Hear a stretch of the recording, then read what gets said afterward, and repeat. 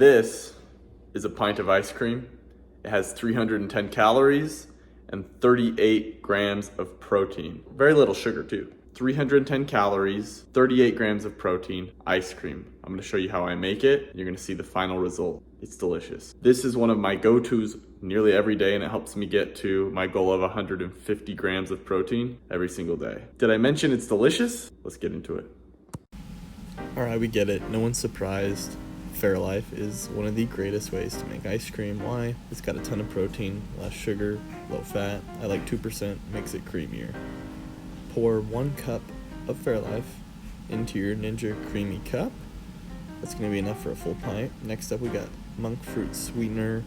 This is a low-calorie sweetener, replacement for sugar.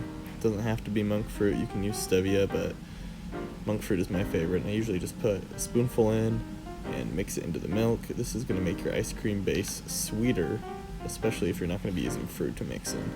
Next up, we got the whey protein powder. I get this from Costco. It's just your basic vanilla whey protein.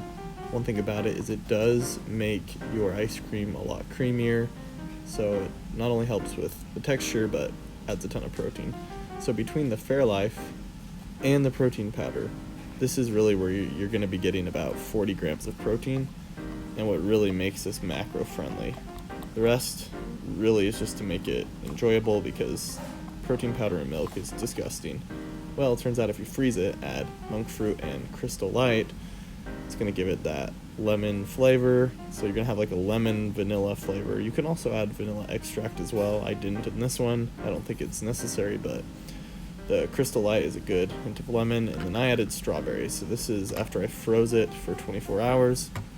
Place it in the Ninja Creami cup, lock it into place, and then you're going to click the light ice cream button and let that blend either once or twice. For this instance, I actually only had to let it blend once, and there you go. Delicious strawberry, vanilla, lemon ice cream.